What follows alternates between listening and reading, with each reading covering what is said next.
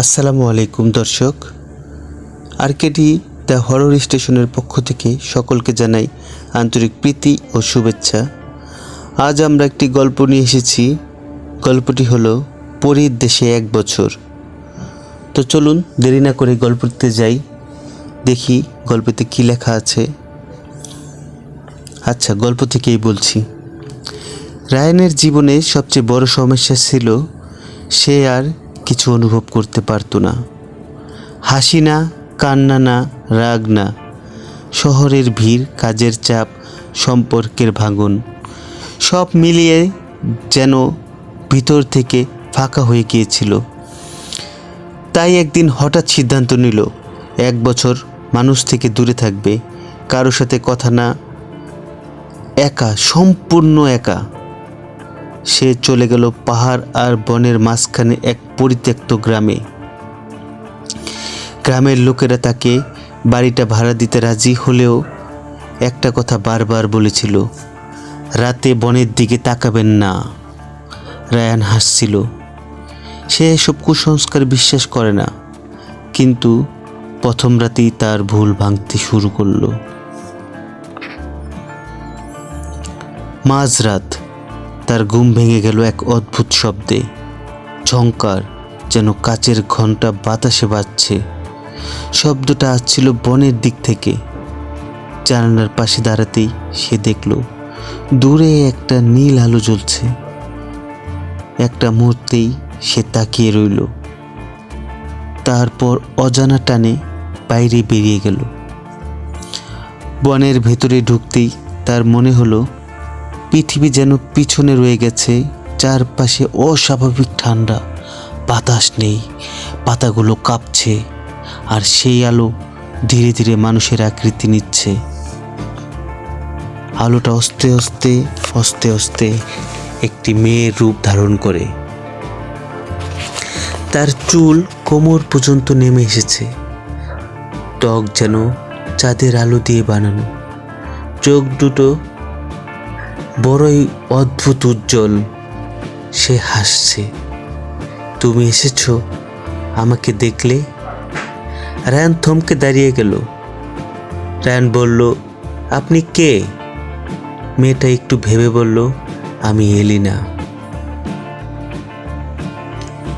এরপর থেকে প্রায় এলিনা আর রায়ান প্রায় রাতেই দেখা করত। একদিন, 2 দিন, এরকম করে প্রতি রাতে এলিনা আসতো। দিনের আলোতে আসলেই সে হারিয়ে যেত।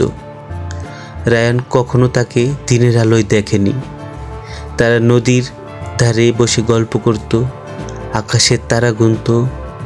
এলিনা মানুষের পৃথিবী নিয়ে অদ্ভুত কৌতূহলী ছিল। মানুষ কেন কাঁদে? মানুষ কেন একা লাগে? ভালোবাসে কি? রায়ান উত্তর দিত, আর ধীরে ধীরে বুঝতে পারল সে আবার অনুভব করতে শুরু করছে। সে আবার হাসছে, আবার অপেক্ষা করছে রাতের জন্য। এক রাতে হঠাৎ মুষলধারে বৃষ্টি নামলো। তারা দুজন গাছের নিচে দাঁড়িয়ে। এলিনার হাত ঠান্ডা, কিন্তু স্পর্শে অদ্ভুত উষ্ণতা। রায়ান বুঝল সে প্রেমে পড়েছে। তুমি আসো না কেন দিনের বেলা? এই কথাটি রায়ান এলিনাকে জিজ্ঞাসা করল, কিন্তু এলিনা একদম চুপ হয়ে গেল তার প্রশ্নে। অনেকক্ষণ পরে বলল, কারণ আমি তোমাদের পৃথিবীর না। কথাটা শুনেই রায়ানের বুকের ভিতরটা যেন কেঁপে উঠল। সে আমতা আমতা করে এলিনাকে জিজ্ঞাসা করল, তাহলে তাহলে তুমি কে? এলিনা চোখ তুলে তাকালো রায়ানের দিকে। এলিনা বলল, আমি পরীর দেশের থেকে আমি এখানে এসেছি তোমার সাথে দেখা করার জন্য। এইভাবে অনেক দিন কেটে গেল। দিন, মাস, অবশেষে বছর। 1 বছর শেষ হতে আর মাত্র 7 দিন বাকি। সেই রাতে এলিনা প্রথমবার কাঁদছিল। আমাদের সময় শেষ, সে বলল। রায়ান বুঝতে পারছিল না। রায়ান বলল, কেন, কিসের সময় শেষ? মানুষ এই দরজার কাছে 1 বছরের বেশি থাকতে পারে না।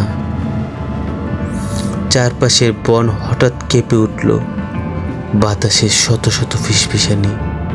তারা জানে তুমি আমাকে ভালোবাসো। মাটিতে ফাটল ধরল, আলো বের হতে লাগলো। ধীরে ধীরে খুলে গেল এক বিশাল দরজা। রায়ান যা দেখল তা ভাষায় বোঝানো যায় না। ভাসমান দ্বীপ, এটা একেবারে সম্পূর্ণ সোনালি আলোয় এক ভাসমান দ্বীপ। আকাশে উড়ছে ডানাওয়ালা প্রাণী। খুব অদ্ভুত অদ্ভুত ছিল এই পরিরাজ্য।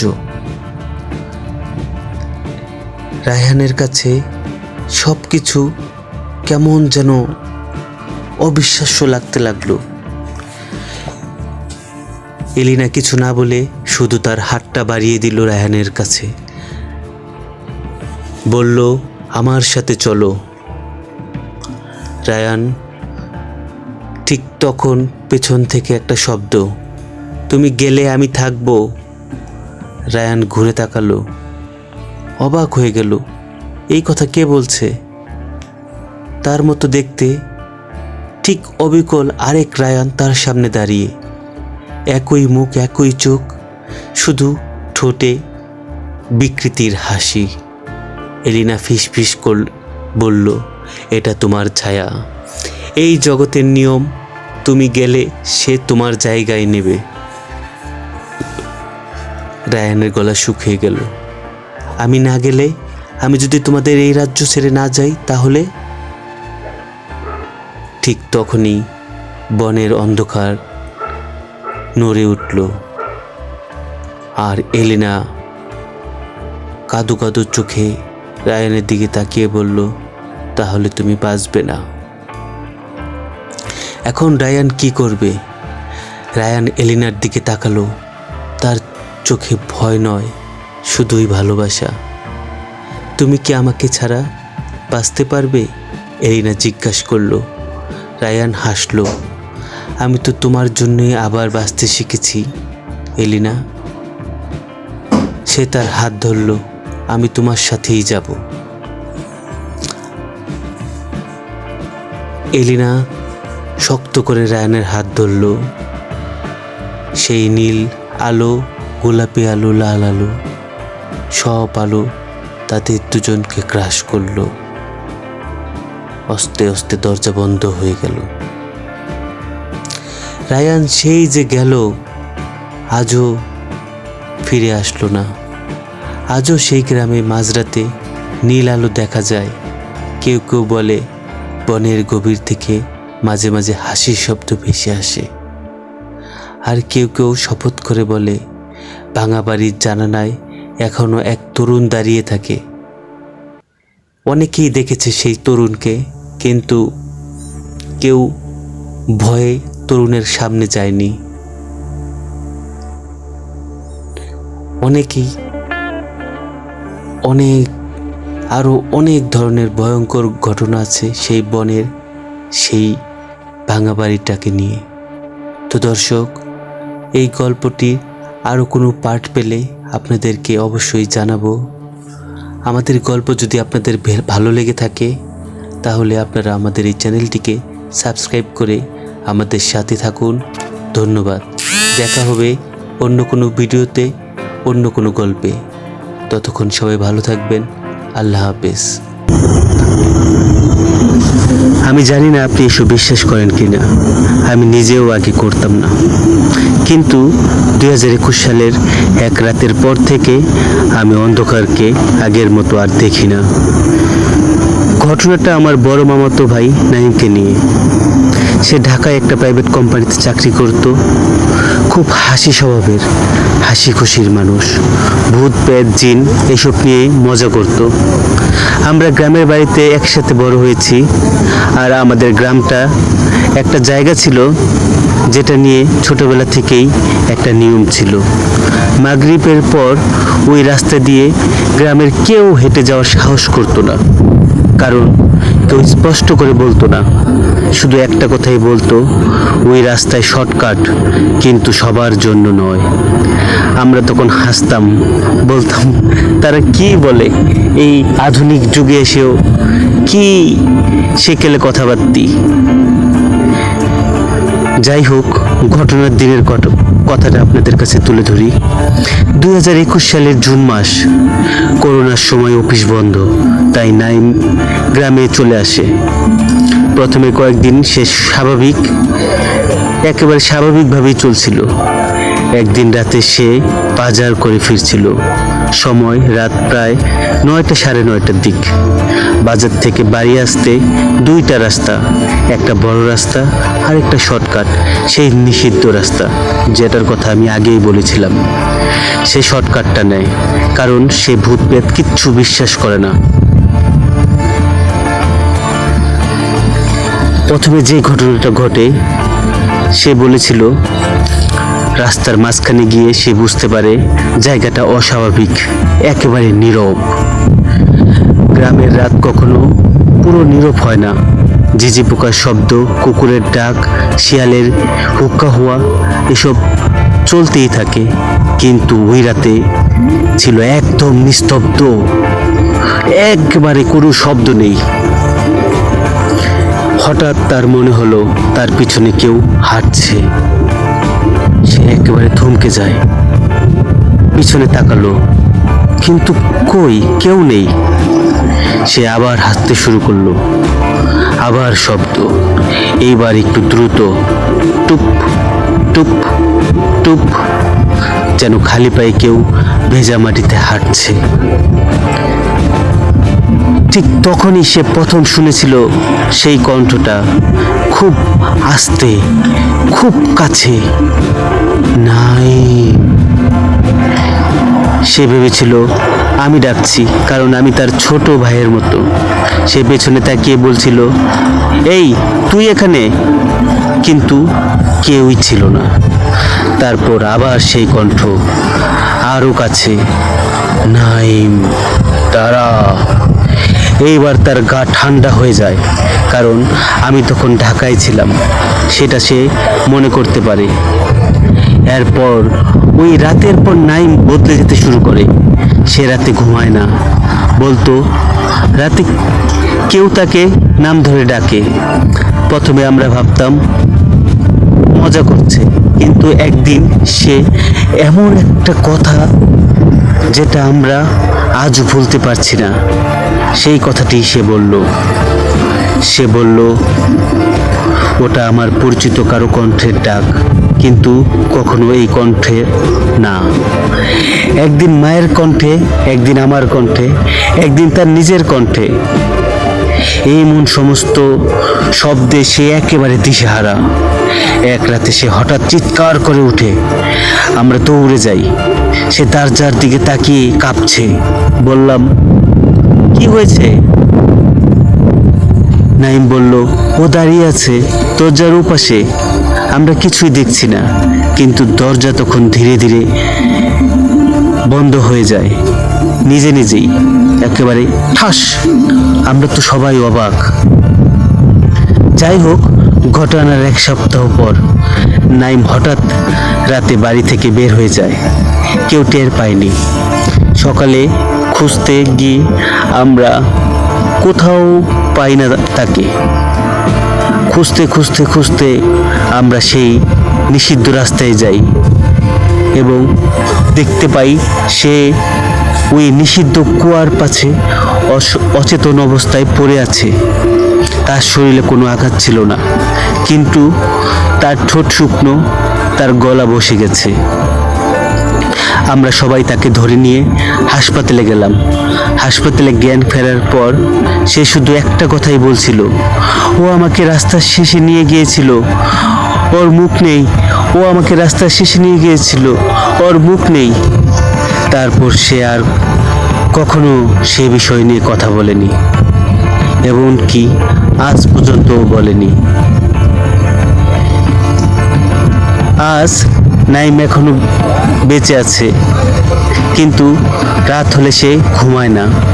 আর সেই রাস্তা আজও মাগরিবের পর কেউ হাঁটে না, কারণ মাঝরাতের পর শোনা যায় খালি পায়ের শব্দ আর কারো নাম ধরে ডাক।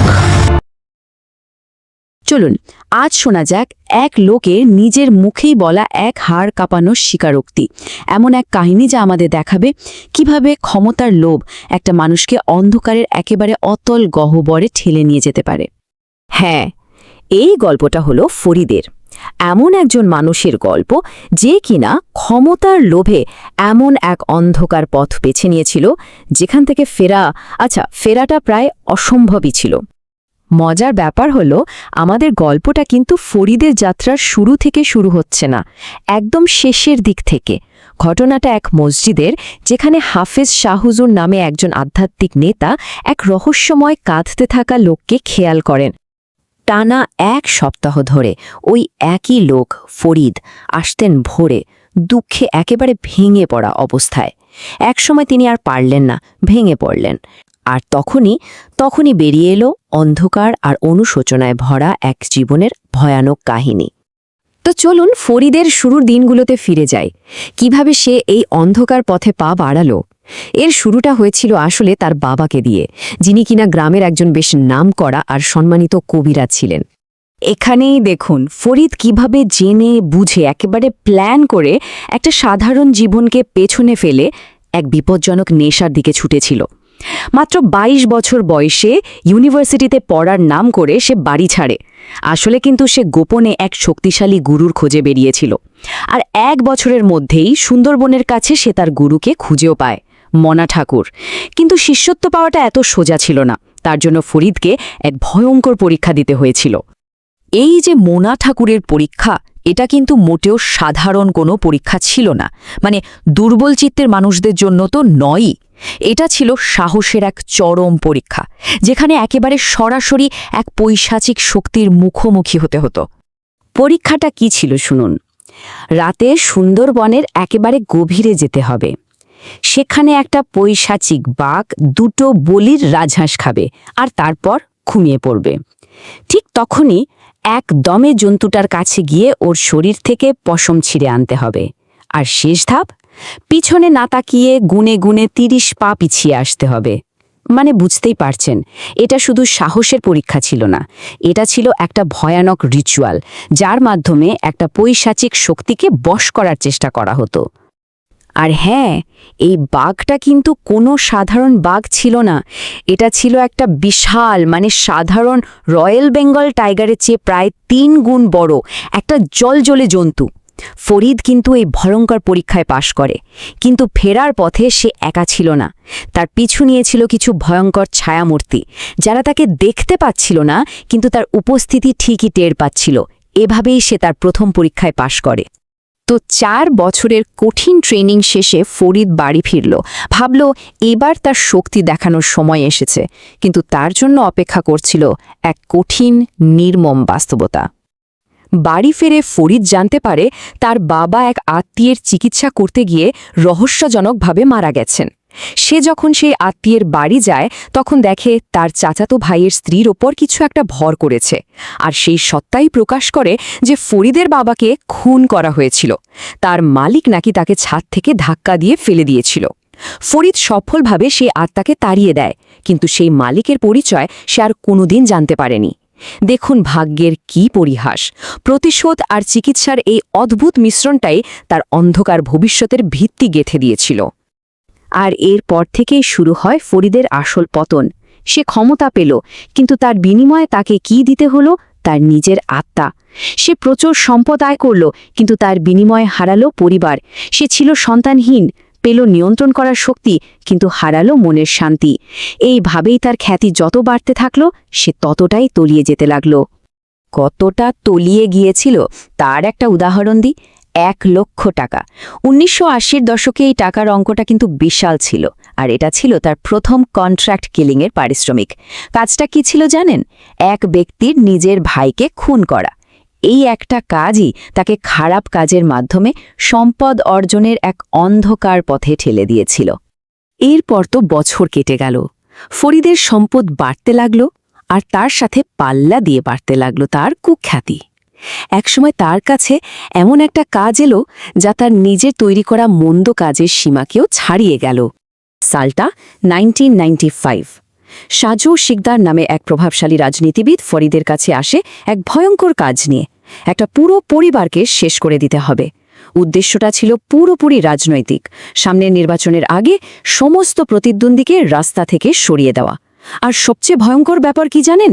এই প্রতিদ্বন্দ্বীরা ছিল শিকদারের নিজেরই আত্মীয়, নিজেরই পরিবারের লোক। তালিকাটা দেখুন একবার। প্রথম টার্গেট হলেন বর্তমান চেয়ারম্যান, যিনি সম্পর্কে শিকদারের চাচা। এরপর তার 2 ছেলে, মানে শিকদারের 2 চাচাতো ভাই। আর তারপর তাদের 3 ছেলে, মানে ফরিদকে দায়িত্ব দেয়া হলো মাত্র 3 মাসের মধ্যে একই বংশের 6 জন পুরুষ সদস্যকে শেষ করে ফেলার। কিন্তু এখানে একটা বড় সমস্যা ছিল। ফরিদের শক্তির একটা সীমা ছিল। সে একবারে একই রক্তধারার মাত্র একজনকে মারতে পারত। তার মানে এই চুক্তিটা পূরণ করা তার পক্ষে অসম্ভব ছিল। সে একেবারে ফাঁদে পড়ে গিয়েছিল। এই ভয়ঙ্কর কাজটা করতে হলে তার আরও অনেক অনেক বেশি শক্তির প্রয়োজন ছিল। তো এরকম একটা কোণঠাসা অবস্থায় মরিয়া হয়ে ফরিদ বুঝতে পারল তার ফিরে যাওয়ার মতো একটাই জায়গা আছে, সেই জায়গা যেখানে এই সব কিছুর শুরু হয়েছিল।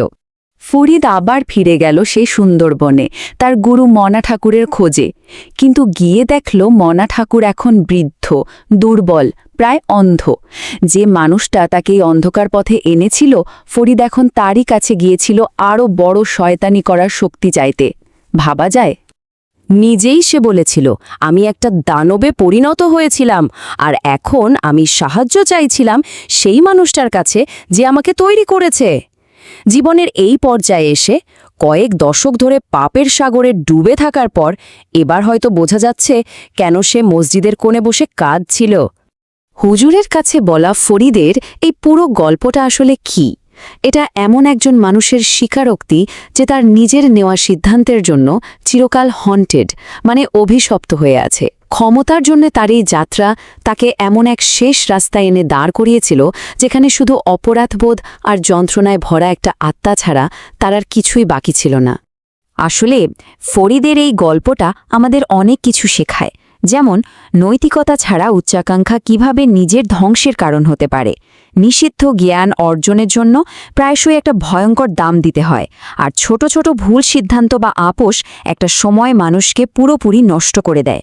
অনুশোচনা হয়তো আসে, কিন্তু আমাদের কাজের ফল প্রায় সময়ই এড়ানো যায় না। সবশেষে একটাই প্রশ্ন থেকে যায়, একটা জীবন যা পুরোটাই পরিকল্পিতভাবে খারাপ কাজ করে কাটানো হয়েছে, তারপর কি সত্যিকারের মুক্তি পাওয়া আদৌ সম্ভব? এই প্রশ্নটাই ফরিদের স্বীকারোক্তিকে ঘিরে রেখেছে। এমন একটা প্রশ্ন যা নিয়ে ফরিদ তো বটেই, আমরাও হয়তো ভাবতে থাকব।